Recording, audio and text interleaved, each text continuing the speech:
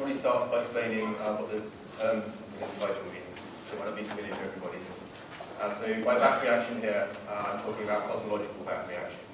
So that's the effect that the formation of structure has on the large-scale evolution of the universe.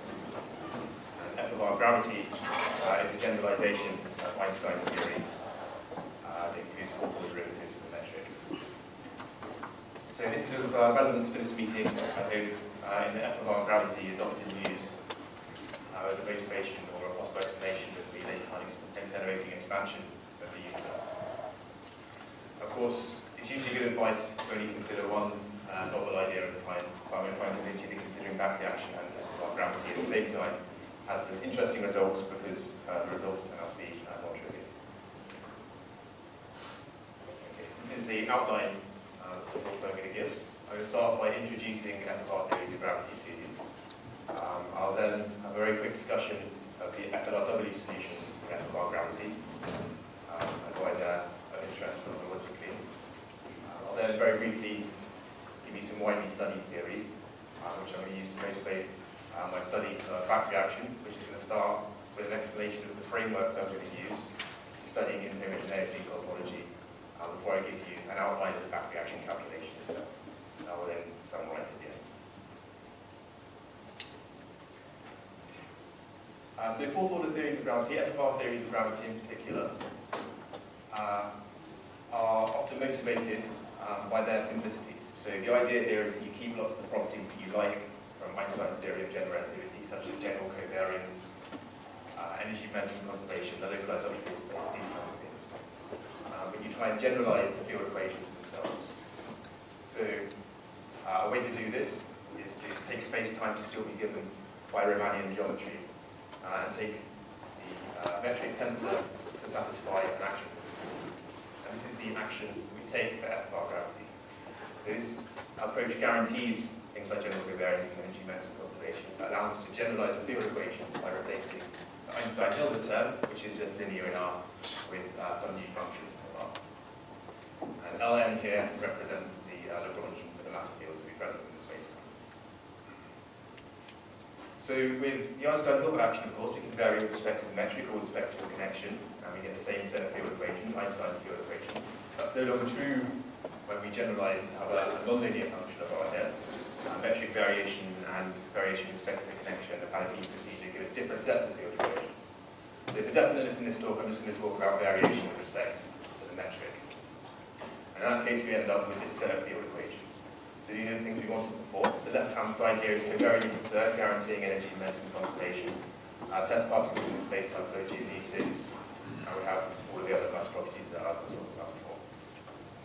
So you can see immediately from these field equations that in general, these are fourth order on the left-hand side, the derivatives of the metric. And that can be seen because this object here, F sub R, which is the derivative of this function with respect to the Ricci scalar, is already second order. The Ricci scalar is second order derivatives. We've got two derivatives acting on it further. So in general, these equations are fourth order. The only exception to this is when F is a linear function of R, in which case they reduce to the second order set of the equations, which is just Einstein's equations. Okay, so in general, fourth order theories tend to be unstable. There's the Ostrogradski instability, which means they're often discarded immediately. In fact, these theories that are generated can avoid the Ostrogradski instability, essentially because you can transform these equations through either a conformal transformation to the Einstein field equations plus a minimally coupled scalar field, or by the Legendre transformation, in which case these equations get transformed to a set of scalar tensor equations. The extra degree of freedom then is just a single scalar object, and it can be shown that the Ostrogradski instability doesn't occur in these cases. It can also be shown that ghosts can be removed from these theories as well. So because this is going to be largely a cosmology talk, it's useful perhaps to show you the Riemann equations for these theories. So if I take the Robinson-Walker geometry and substitute in these field equations, I get Hamiltonian constraint and a Wright-Chowdhury equation. And you can see that these reduce to the Riemann equation and the acceleration equation if F is just a linear function of R. The primes here are relating derivatives with respect to R again. So the Friedmann equation here in general is third order derivative now, and the acceleration equation is fourth order. So that's my very brief introduction to FFR theories of gravity. I'll move on to very quickly discuss the FLRW solutions to these theories. So part of the motivation for using these theories, as well as their simplicity, is that logically one can get a large number of different behaviours in the Friedmann solutions. And in fact, one can get almost any large-scale behaviour one wants in order to walk with geometry if one's given complete freedom in choosing the Lagrangian function FLR. So this is just a quick outline of how to demonstrate that this freedom exists in these theories. So if I take some scale factor that's just a function of the time coordinate in a walk geometry, then the Ricci scalar is given by this expression in terms of the Hubble parameter and its derivative. The right-hand side here is just a function of time, if I've already prescribed what the scale factor is. So if I invert this expression, I have time in terms as a function of the Ricci scalar, which I can substitute back into the Friedmann equation on the previous slide to get an ODE on my Lagrangian function f in terms of derivatives with respect to the Ricci scalar. So W here is just the equation of state of the mass of fields, which I take to be a perfect derivative. So solving this ODE, one can then reconstruct f of r, and in this way you can get almost any evolution you desire on large scales, as long as this equation here can be inverted. So for further details of this, you can see the papers by these authors who developed this method of research there. But for the purpose of this talk, what I wanted to get across was that there's very great freedom in the large scale behaviour of these solutions if one allows oneself complete freedom in the Lagrangian function. So far I've been talking largely in generalities, so let me introduce you to some specific theories that have been very widely studied recently, over the last few years. So these are the three example theories that I want to show you by Hugh, Zwicky, Starobinsky, and Appleby and Batty. So the idea here is that I take this Lagrangian function f of r and I write it as an Einstein-Hilbert-like term, but a is just a scalar here. This isn't a scale factor, it's just a constant. And I add some new function, capital F. So these three theories can all be written with a capital F taking this form. And the idea with all of these is that in high curvature regimes, so something like the early universe, or for this purpose, the solar system is a high curvature regime, you end up with something that looks like the Einstein-Hilbert action, in which case you expect to recover something similar to the predictions from Einstein's theory. So in very low curvature environments, like the late universe is sort of big, you have something different. You have new novel behavior of late times. So it's really hard to overstate how influential these have been in literature recently. So the first one of those, around 700 citations, I think, at this point, which is an extraordinary number. But you can see, perhaps immediately, there might be some problem in structural formation in these theories, and that you want very low curvature regimes in order to get the new novel behavior in the gravitational Lagrangian. But you also want, at the same time, the solar system to be described by something that looks like the Einstein-Hilbert part of the action. The late universe, of course, contains weak field structures, so at any point, you'd expect the Einstein-Hilbert term to be dominating, but globally it seems you expect to be exploring the new low curvature, the novel part of the Lagrangian function. So naively one might expect, if every small region of the universe is being described by a high curvature regime, that the cosmology might also be described by the high curvature regime. In fact, I'm going to show you that that is what happened by an explicit construction of gluing together in homogeneous regions that described by weak field gravity. So common features of all of these theories, which I've just used as representation, this isn't the full list that people have been considering, of course. All of these theories require screening mechanisms in the solar system and other weak field systems in order to hide an extra-scalar degree of freedom, a light degree of freedom, and otherwise propagate and spoil relativistic strains of gravitational theory, such as the bending of light. So what is usually thought to occur with these types of theories and that's appealed to is the convenient mechanism. Another common feature is that the Friedmann solutions of all of these theories can generically display oscillatory behavior at late times. And these oscillations tend to grow as the evolution of the universe goes on. So let's see that as a feature or a potential problem that seems to exist. How do you look at it? So there's a specific kind of theories that I want to have in mind. So when I'm constructing an inhomogeneous framework to study back reaction. So let me give you some idea of the type of structures that I want to consider in order to build an inhomogeneous universe.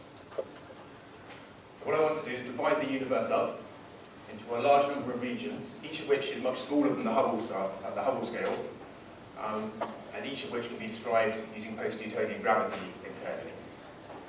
So I'm thinking of something perhaps around the size of the homogeneity scale, or perhaps the size of galaxy clusters, or something of that sort. So the idea here is that I treat gravity interpretively inside each of my regions. These are two of the very many that I expect to have global cosmology. And I perform a post-Newtonian expansion, so an expansion in orders of velocity over the speed of light. I then use the junction conditions in these theories as boundary conditions for the fields. And those junction conditions tell me how these different regions join together, and from those junction conditions, I'm going to get a large-scale behavior in here. So some references that you could look at, more details on this one here, which goes over the idea of constructing these models in general relativity, relativity, with a second paper with Dunsby, Kazami, and Zioki, where it's applied to four-order theories in particular. Okay, so this is the kind of framework I want to use, and to give you the junction conditions explicitly, for f of r theories, they're given by these four conditions down here. So in general relativity, the usual junction conditions are that the intrinsic and extrinsic curvature of the boundary have to be the same on either side. So that means that when I measure the intrinsic and extrinsic curvature of this side, I want to join that to this side of this cell, and on each side, the intrinsic curvature has to be the same, and so is extrinsic curvature, unless the surface layer is developed, which I'm not going to consider here. Because the field equations in these series are fourth order, they all have extra conditions that need to be satisfied. And they're given by these two expressions here. So I need that the Ricci scalar has to be continuous across the boundary, and that the normal derivative of this function f sub r has to be continuous also. So these are extra restrictions on the geometry, which limit the behaviors that are possible. So as I say, it's these conditions that are going to set the boundary conditions for the fields when I solve the field equations. And it's also these equations that are going to tell me how the boundaries of each of these cells behave, which is basically going to map onto their cosmological evolution. And for later on in the talk, I'm going to ask you to remember that this condition, that the extrinsic curvature, the continuous, basically means that up to fourth order in the expansion I'm going to show you, the boundary has to be freely falling in the geometry on each side. This last condition, the normal derivative of f of r being the same on either side of the boundary, is also going to be important. So in order to make this problem tractable, I'm going to consider these cells to be similar and repeated so that I can actually solve the problem. And in that case, the normal derivative of f of r has to vanish on the boundary. That's the construction I'm going to use. Let me now give you an outline of how the back reaction affects these theories and modifies the large-scale expansion. So just to reiterate, back reaction is the effect the structure has on the large-scale evolution of the universe. Alternatively, you can say it's a difference between the large-scale expansion of an inhomogeneous model and its best-fitting FLRW counterpart. So that's what these two images meant to represent. Obviously, these are only two-dimensional and they're not frequent spaces. But this is just to give you a visual representation of the kind of thing I want to do. So on the right-hand side here, I've got a constant curvature space. On the left-hand side, I've got a space that's divided up into very many different cells, joined by boundaries, joined on hinges by boundaries. And what I want to know is to what degree is this inhomogeneous space-time constructed from lots of small regions? To what extent does that look like this constant curvature best-fitting model? And when I look at the evolution of these spaces, how does the evolution of this structure compare to the evolution of the constant curvature case? So this problem's been quite well studied recently in Einstein's theory, and a couple of reviews on that subject are given by these references, so Foucault, Andreessen, and and Clarkson, Ellis, Lorena, and Germain. Also Green and Wold had a summary of some of their work recently as well. I think it's good here at the CQG or something. Okay, so that's a visual representation of the kind of comparison I want to make. We'll see what the back reaction is. So as I said, I want to treat the geometry inside each cell as being a weak field, and I want to form a post-Newtonian expansion of that geometry. So I'm going to take the geometry at every point locally to be given by a line element that looks like this, where I've chosen coordinates so that I've got an isotopic part, the spatial metric here, and four gravitational potentials on the spatial part of the metric, and a second gravitational potential here. Both of these are taken to be ordered epsilon squared, where epsilon is the order of the velocity over the speed of light. So this is just the standard way to do a post-Newtonian expansion. The slight differences here to the usual case are that I'm going to have to be extra careful in the time dependencies of each of these quantities, because the time dependencies take on a new relevance if we're talking about putting these together to make a cosmological model. I'm also going to have different boundary conditions. Instead of the usual asymptotically flat ones, I'm going to have something that looks like Newman boundary conditions on the edge of each of my cells. I'm going to expand the functions f and this f sub r, the Lagrange function is derivative with respect to r. I'm going to have to be careful as well how I associate orders of smallness of these things. So because the parameters in these theories can often be small, things that are perhaps the size of the cosmological constant, I can't necessarily assume that the derivative of some function is going to be the same order as the function itself. So I'm going to have to associate orders of smallness to each of these things individually. And these superscripts in brackets here are the order of these quantities in epsilon, which is B over C. So no odd orders appear in these equations. They can all be shaped to vanish. I only have even powers of epsilon. And I only require them up to order 2 as orders, first approximation. So if I take these geometries and I apply the field equations I associate, the fourth order field equations, and the junction conditions in F-bar theory of gravity, then I can immediately show that the zero order part of this function has to vanish, and the zero order part of f sub r can only be a function of t. So this isn't the scale factor again, of course, it's just some function. So this suggests to me that I can split these solutions into two different classes. So I'm going to call these class 1 and class 2. The first one is going to be where this function is in fact just a constant. And the second one is where this function is not a constant. So if this is a constant, then I can immediately integrate f sub r, and I get this expression here. So A is a constant in this class, so I've got a term that looks like the Einstein-Hilbert action, and this capital F is from the integration. And the condition on this term is that its first derivative has to be order epsilon squared in expansion in order for this equation to be valid. In class 2, I've got that this function is not constant, and because f sub r should be algebraically related to the Ricci scalar, that means that the lowest order part of the Ricci scalar can only be a function of 0. So I'm going to call that r sub 0. That's going to be the lowest order part, lowest order non-trivial part, is epsilon squared, and that has to be a function. Okay, so I'm going to consider these two classes individually. The first class, you'll recall from the slides I showed you previously, contains the Hugin-Zwicky theory, Starodinsky, and Appleby and Batty. So, in fact, almost all of the theories that have been studied mostly in the literature are in class 1, the simpler class, but I've also got a second class there. So let me consider back reaction in the class 1 theories. If I solve the field equations and use the junction conditions that I showed you before, then I've my two metric potentials, psi, phi here, take the forms that I've got here. So A is a constant in this class before, so I've got two types of potential, two contributions to each of the potentials that appears in the metric. I've got a U and a U hat, which satisfy these two equations here, where this is the Laplacian of the spatial sections.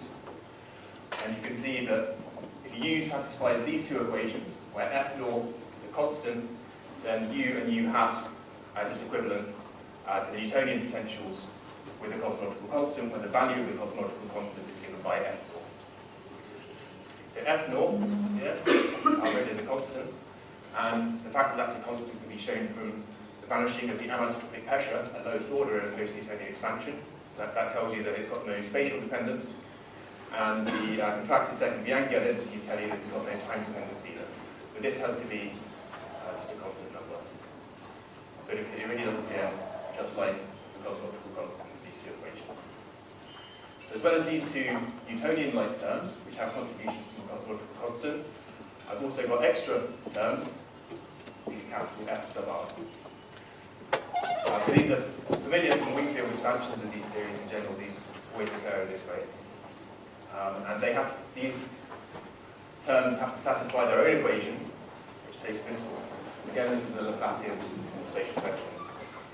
I've got the Ricci scalar F0, a constant for which looks like a lambda term, and I've got an energy density source in these as well. So in general, in the interior of each of these cells, I expect F sub r to have a non-trivial form. I expect it to be varying through the cell. And in that case, this looks like the extra light degree of freedom that you have in this series. So it's by appealing to the chameleon mechanism, the solutions to this equation that one tries in general to hide this light degree of freedom so that you get something that looks like Newtonian gravity on these small scales. You recall, however, that the junction conditions that tell you about the motion of the boundaries of each of my regions tell me that each point of the boundary has to be in free fall, and the normal derivative of the first derivative of the Lagrangian function has to vanish on this little boundary. So that they're in free fall means that the motion of the boundary in the normal direction is just given by the normal derivative of these potentials. So that gives me a term which is the normal derivative of Newtonian potentials, just the usual Newtonian force, and the normal derivative of my extra light degree of freedom. So because the normal derivative of F sub r has to vanish, that means in these theories that the normal derivative of this term has to vanish. So whether or not the chameleon mechanism is valid, these terms cannot contribute to the motion of the boundary on large scales. They're only the Newtonian terms that can. So the summary from this is that these equations, together with the junction conditions, mean that a large-scale expansion must proceed in exactly the same way as dr plus lambda, because these are exactly the same terms that you get if you consider these equations corresponding situation in generalizability. So this is up to the order that I've been considering, so up to fourth order in velocity over the speed of light. Class 2 theories are the remaining ones. In this case, I've got that the Lagrangian function has a path that's order 2, and the first derivative with respect to the Ricci scalar of this term has a term which is only a function of time, remember, that's the defining part of this class, and it has a contribution from F sub r order 2 as well. So the fact the lowest order part of F sub r has to be only a function of time. In fact, this is algebraically related to the Ricci scalar. That means that the leading order part of the Ricci scalar itself has to be only a function of time as well. Which in turn means that the leading order part of the Lagrangian function has to be only a function of time. So using this information in the field equations, it can then be shown that the only solutions that exist are either isometric for Robinson-Walker geometry, up to the prescribed accuracy, or have A equals constant. So if A equals constant, then of course they don't belong to this class at all, they're class 1, which means that the only non-trivial solutions in this class are Robinson-Walker geometries. Okay. That's my explanation of the back reaction of these theories. So the consequences of all of this are that when nonlinear structures form, assuming that these structures can be described by the post-Newtonian gravity, the large-scale evolution of the models themselves approaches that of gr plus lambda. So you remember at the beginning of the talk, I told you there's great freedom in how one can choose great freedom in the form of the large-scale expansion that one can get in Robinson-Walker geometries. That seems to no longer be the case with nonlinear structural forms. So I haven't imposed any conditions here, only that the weak field itself should exist and be described by post-Newtonian expansion. And as long as that's true, it seems to lead to the conclusion that the large-scale expansion has to approach gr plus lambda. So I've lost a huge amount of freedom, it seems. That's why I call this strong back reaction. With regard to the three specific theories I showed you, which all display oscillatory behaviour around something that's quite close to that of CPO, in this case, the oscillatory behaviour isn't present in these homogeneous models. So it seems like back reactions suppress those oscillations. Again, it's only a consequence of sub-horizon regions being able to be described by post-Newtonian gravity. The class 1 theories, which contain most of the specific cases, the popular theories that are studied in the literature, have an effective cosmological constant, the parameter called f naught. Because this is a constant, and the Ricci scalar is not a constant in most of these spacetimes, then it seems that this constant has to be constructed from the parameters in the theory. So this is quite restricting, in fact. So these consequences, I think, are just things that are true in the set of models I've been considering, but they lead me to the following conclusions. These theories don't seem to solve any of the problems associated with the cosmological constant problem. So I've lost the freedom that I had in describing the large-scale evolution of the universe. What I've got now is something that evolves like GR plus lambda, where lambda is a constant. And even more, that constant has to be described by parameters that occur in the Lagrangian. So I don't solve, in this case, it seems, the cosmological constant problem itself, why the value is so small. And I don't solve the coincidence problems any more than I do in straightforward general relativity, it seems. So a further conclusion is that the difficulties created by adding a new light degree of freedom on small scales seem to have no obvious benefit. So in these theories, you still have to have a screening mechanism in order to hide that light degree of freedom, even though the large-scale expansion is forced to receive high general relativity. I'll leave it there. Thank you for your attention.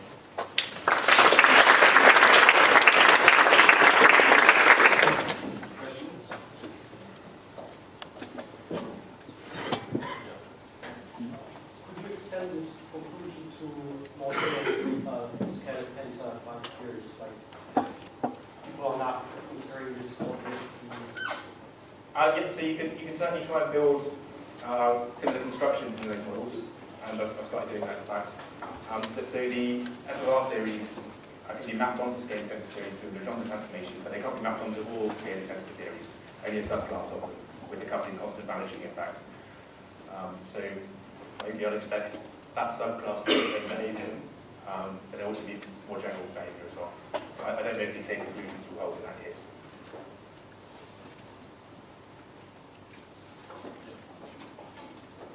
Hi, Gotlloeber.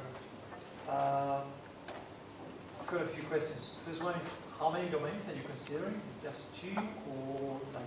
No, it's supposed to be a very large number. So the conclusions themselves and the form of the expansion doesn't depend on the exact number. The treatment of each region as being well described by post-Newtonian expansion around Minkowski space requires that each region has to be much, much smaller than the horizon scale. So it would be billions of billions. And the second and quick one is, have you tried to compare results in your approach with results that you can obtain in inferred formalism, for instance? No, so as far as I'm aware, we haven't applied Burckhardt's averaging to these cosmologies. I think there's reason to suspect that we get non-trivial results in that case also. Of course, you want them to be agree with each other and also have taken. But as far as I know, no one's applied that formalism to these theories. One more question. Yes. Could you ask my question? How many cells are you using? I haven't specified a number. So it doesn't matter, in fact, as long as they're much smaller than the horizon. Well, if you have back reaction, and back reaction to generate effects which resemble, in some sense, fluids have pressure, and then it does very much matter the size. So have you not actually implemented this in such a way that you're actually required to know the number of cells you're using? The result's independent of the number of cells. That's the word. Thank you. Thanks, Tim.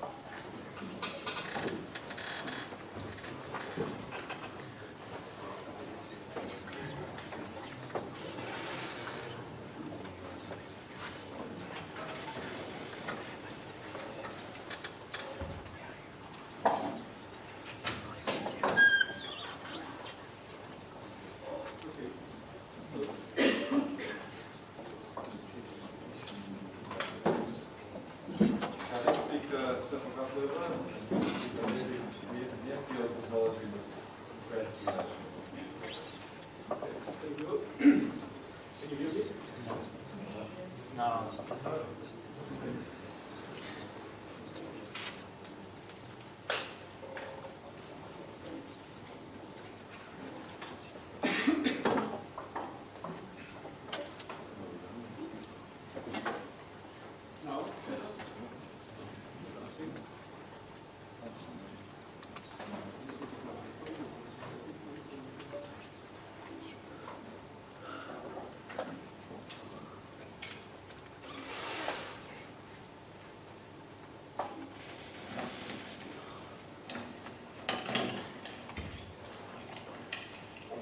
One more and I can feel already that you can hear me.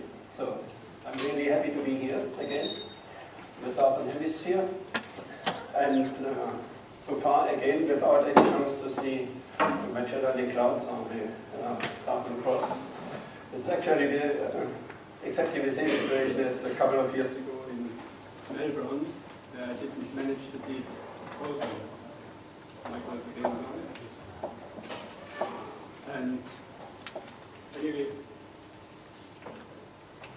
it says no battery.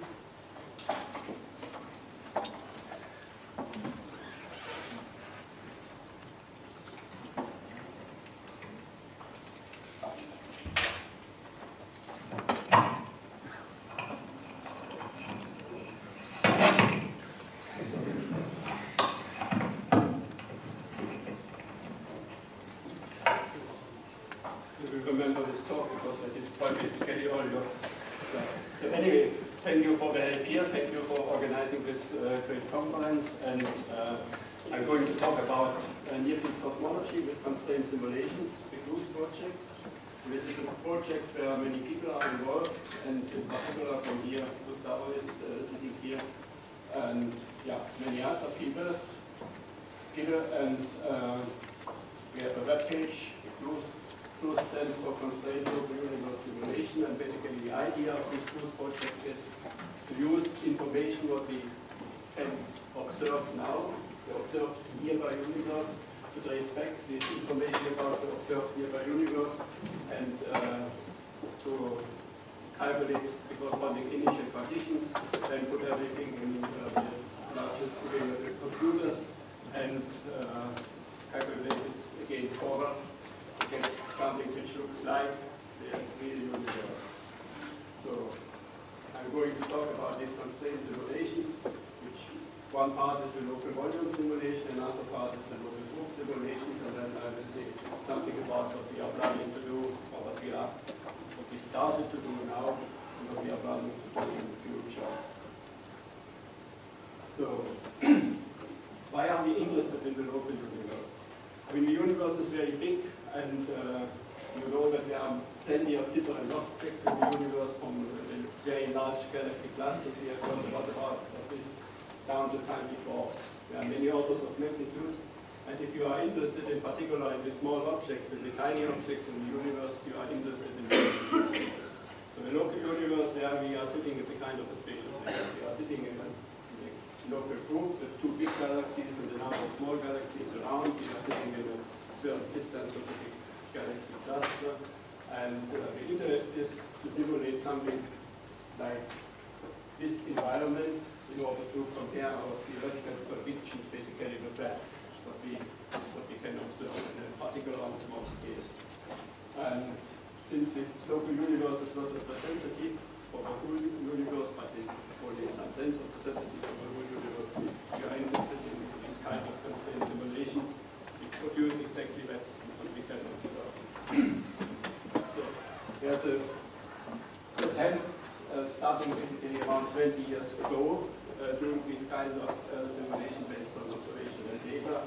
This is a very incomplete list of different things, starting with our own first constraint simulations of the universe, stuff that has been done in French, starting with what has been done in our institute using a completely different technique, and some new, very new recent paper student of Mo.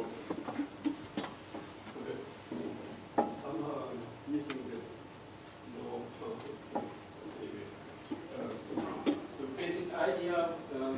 like these constraint simulations is that we start with observational data that we then later on use the linear filter technique to extract from this observational data, basically of what we are using are velocities and positions of galaxies, of nearby galaxies, and then in some cases we added the nearby position of clusters.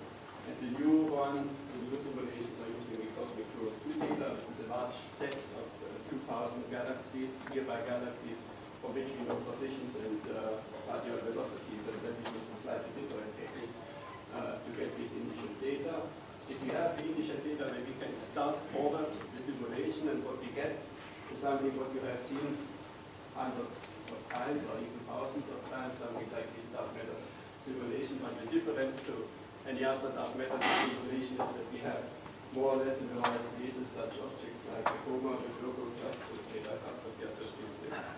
And so this is a simulation of 160 megaparsec, with slightly extended directions in order to see better the structures. And so this is how we assume that our local universe looks like. This has been done by Anatoly. And this is again the same simulation you have seen before.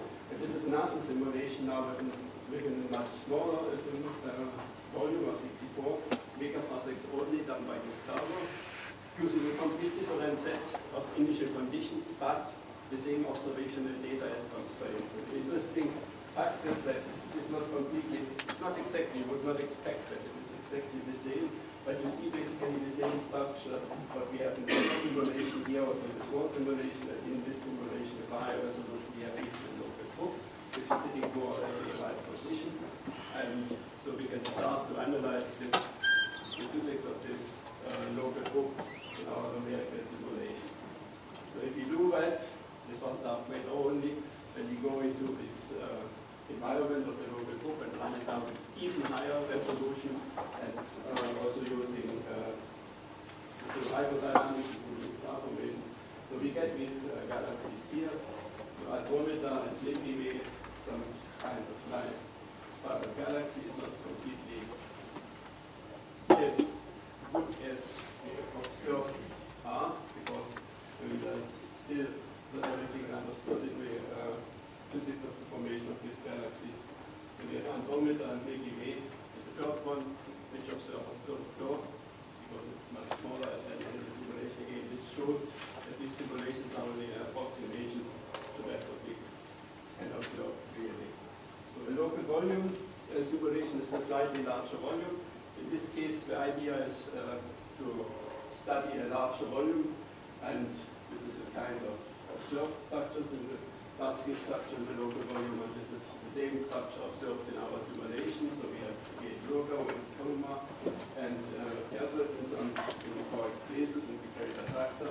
And then you can start to test your models and compare it with observational data. And for testing these models, you can do different things. As an example, what I'm showing here is one dark matter simulation, what we have done for this local volume. So it's a simple model of one dark matter with a cutoff length at around 10K, and then the first megaparsec, each inverse megaparsec, and then WF3 model. And then you can really observe the galaxies in the simulation. You are putting an observer in the local group position.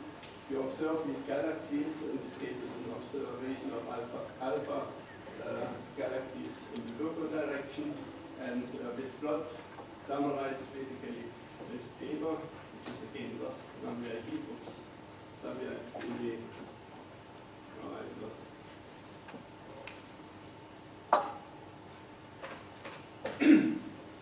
And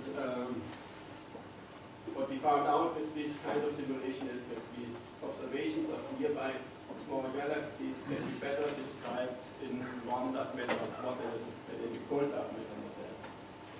But of course we know also that the one dark matter with a model which we have assumed here in this simulation would have problems with the early formation of galaxies. So this one dark matter is wrong. If you go to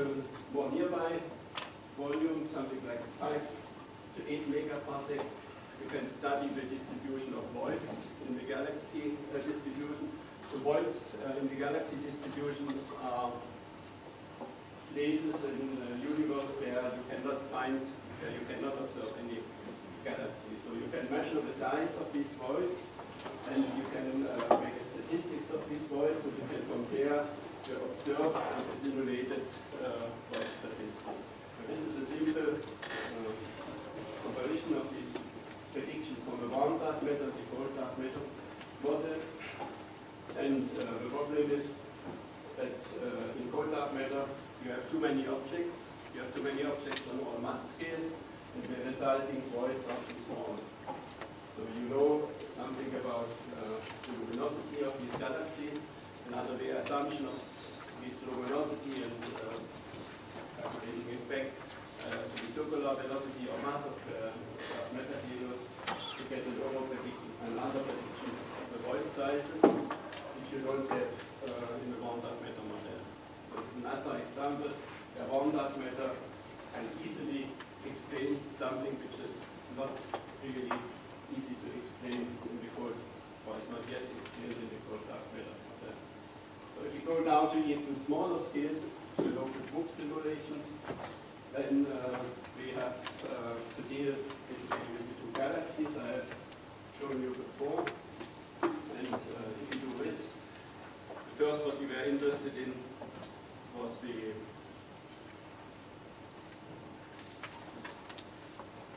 distribution of matter in our local universe. So this is a dark matter distribution in the local universe. You see again this Milky Way and Andromeda galaxies. Now I switch over to the gas distribution. So in the dark matter distribution you have seen plenty of small scale structures which are lost now in the gas distribution, because the gas distribution is much more smoothly. And now we zoom into one of these galaxies, and what you see here already in this is that there are breaches of gas between the different galaxies. So an observer who is sitting in one of these galaxies and is looking in the direction of Andromeda you would from the simulation expect that you see not the same gas density that you see if you measure it in a random direction. You can also see nicely this disk and the alignment of this satellite object. Like this.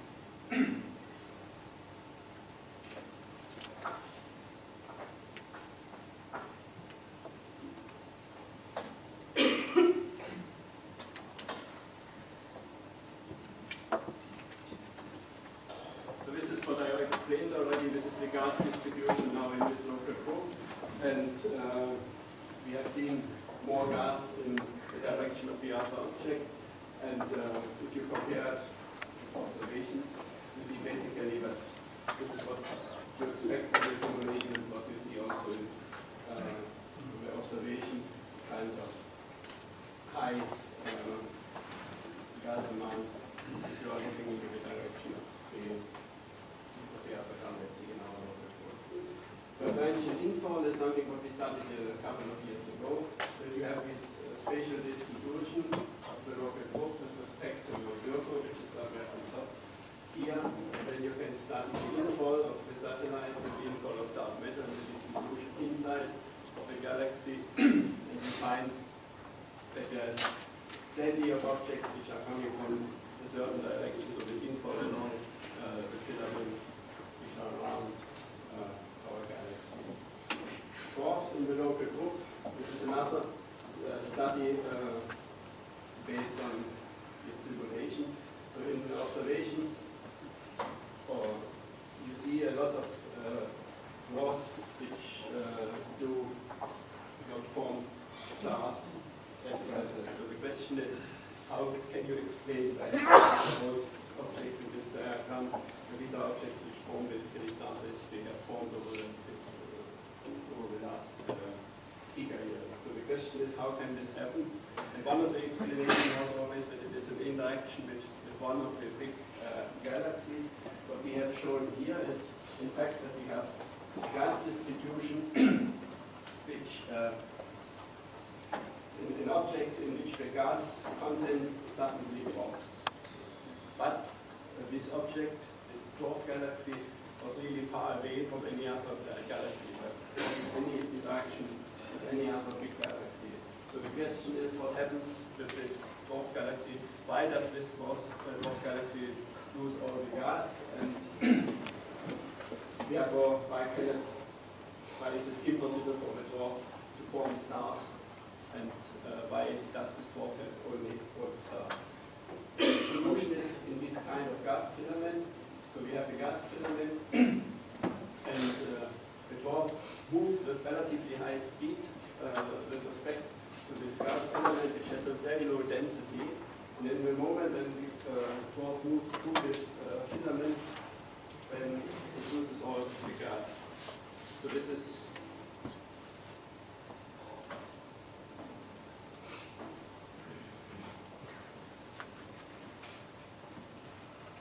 sorry, but I cannot click on this.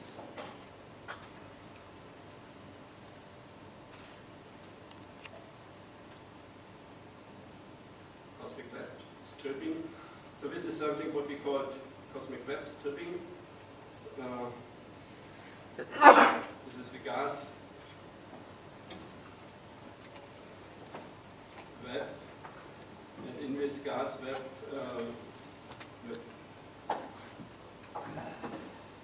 galaxies move with nice velocity, and so this is now what I wanted to show you.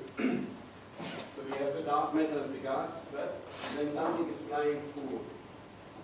So this was centered on the position of this galaxy, and the web was flying through that galaxy, or the galaxy through the web, whatever you want. And then you see these big tails behind all the objects which are moving through this. So these tails are basically all the gas which was originally in the galaxy, and this dwarf galaxy lost its gas, and after that it is impossible to have new star formation. So this is the reason why those objects which we have found in our simulation of the checklist, also in the observed universe, can lose their gas in interaction with a very small filament with low gas density far away of any big galaxy. The fact that it happens far away of any other big galaxy is the important effect.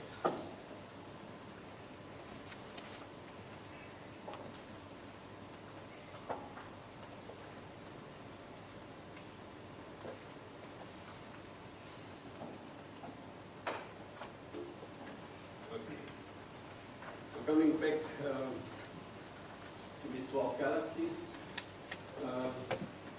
we are looking for, we tried to classify the dwarf galaxies which we have in this simulation and which are observed according to their star formation history. So we have some of these objects which have formed stars very early, when there are stars formed in the intermediate time, and then there are young stars.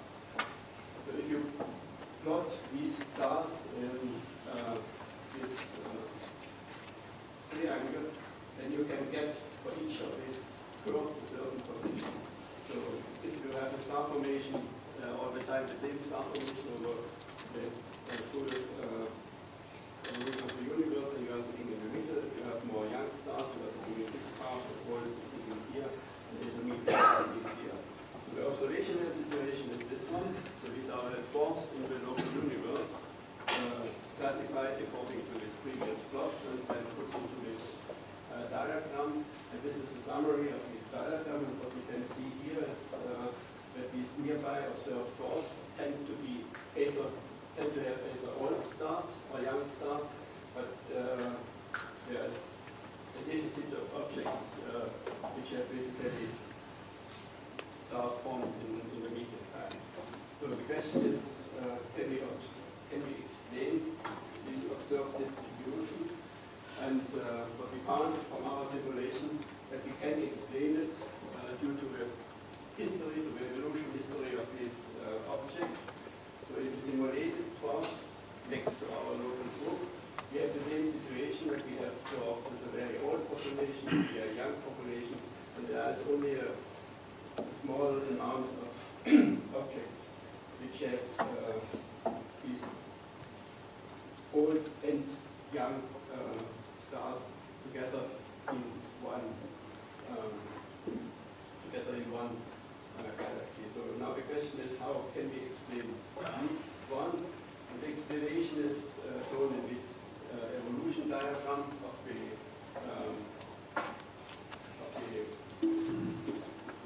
dwarf masses in the local group. So you have a lot of objects which are massive enough in early times, and when in early times the objects are massive after reionization, they don't lose all their gas because the potential well is deep enough to keep the gas. If there's a low mass object, it tends to lose all the gas, and then there's a possibility that by merging or further evolution, it increases again the gas amount and ends up in the upper part and is more massive. So those objects have more gas, they form stars, and we can find young stars in those objects. So this is basically a summary of these three different scenarios: in dark matter only and in gas, and together with insets of the star formation of the stars, which you cannot see probably from the distance. The most important is that you can explain, or when you can find in this simulation and explain how it forms all these three different kinds of galaxies. So galaxies which form in early times a lot of stars. These ones, galaxies which form in late times a lot of stars. These ones, galaxies which form both in early and late times stars. And this is basically a mixture of these two ones. So you have an early star forming form, and then you have a merger event at later times. So this dwarf gets a lot of gas, additional gas.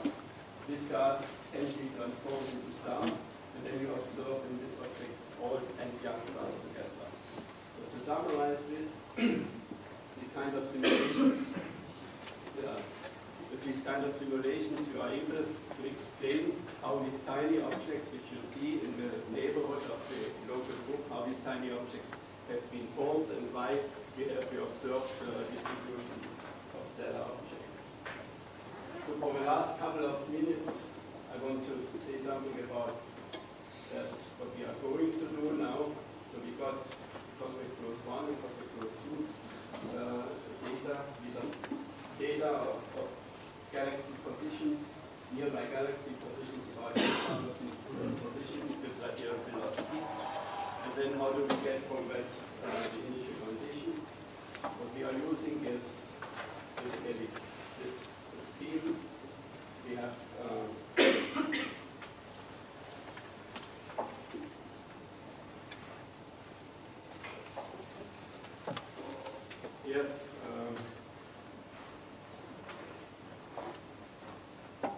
the computer is doing something like somebody is sitting on my computer, but not me.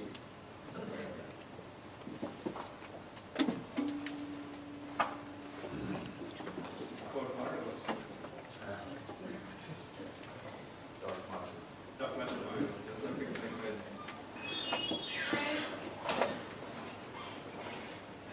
Das ist okay.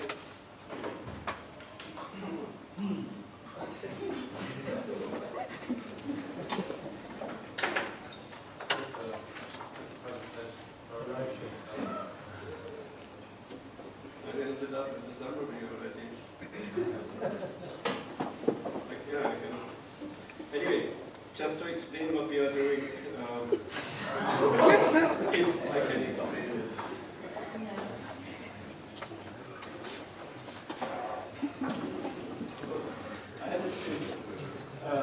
So what we are doing is we have these constraints of positions and velocities of nearby objects. And we use a linear filter technique to extract from that positions and velocities today observed linear, approximately linear density field.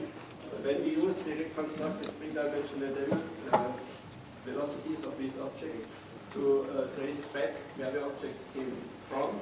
When we use the information about this trace back density here to construct the initial conditions, then we put the initial conditions into the computer and go forward, and then we compare with that what we have today. And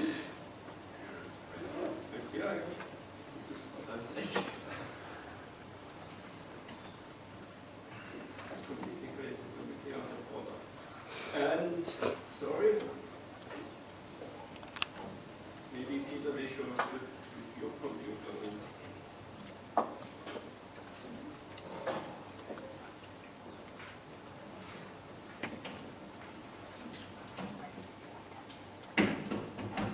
And if we do that, then we can compare again the simulated structures that we observed structures. And basically we find out that the technique, the new technique what we are using, and the better constraints, observational constraints what we have, lead to a better reconstruction of the universe. So, let's look.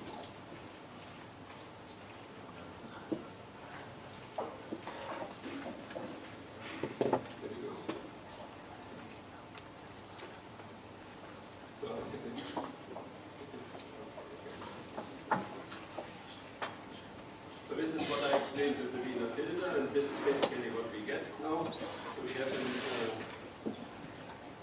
better reconstruction of the distribution we have now. Since we have operational data in a much larger volume, we go out to Coma and Shuttle. So we have Coma and Shuttle in the Great Wall, and all these different pictures of objects physically in the right place. And we have also a local. This is Ania Kea, the local supercluster.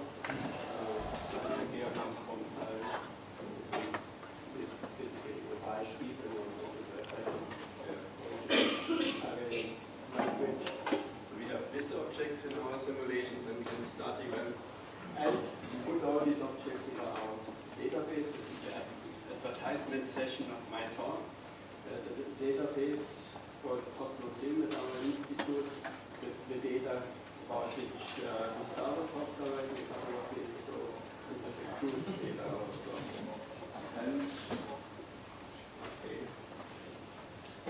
I can't physically on time.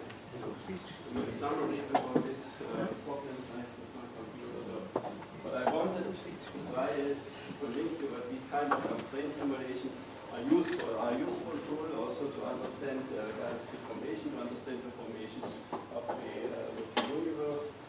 We are expecting many new results from the CO2 data, because we have more data, we have more observational data, we have a better reconstruction method, and we are going to run basically volume simulation to higher resolution, 500 megaparsec cubes. And since we have an increasing number of these simulations and an increasing number of people who are interested in that, we put all this stuff, we start to put all this stuff in the Cosmosim database in our institute, and hope that maybe even somebody of you or of your students is going to use it in the future. Thank you. And sorry.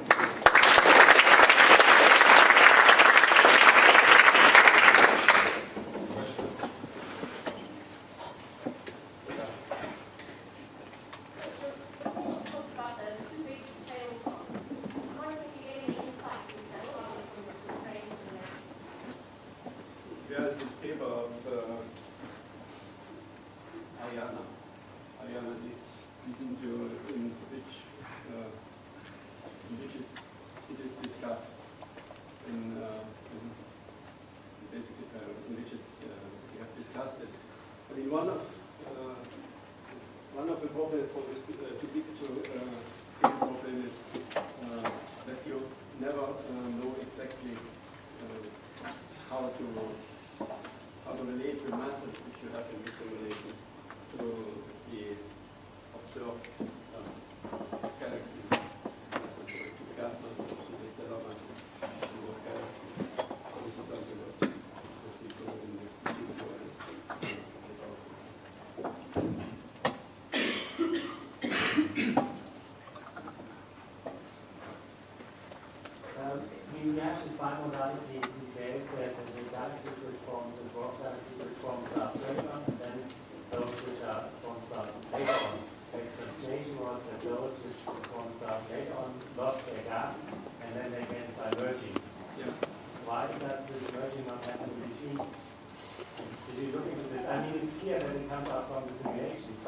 What do you mean in between? Yeah, merging happens all the time. That happens all the time. So why do you have then no galaxies? You have the early galaxies? The early galaxies, when you lose all the gas. When you have a merging, then you need some time to cool the gas down to form. So this is a time scale. I mean, you have it really all the time in merging. The more heavy on merging, you have the more payoff. I mean, you need to. I mean, you have all the time merging, but you don't have all the time mixing. And I mean, in this simulation, we were lucky to have the major mergers more or less in the right time, 8 minutes.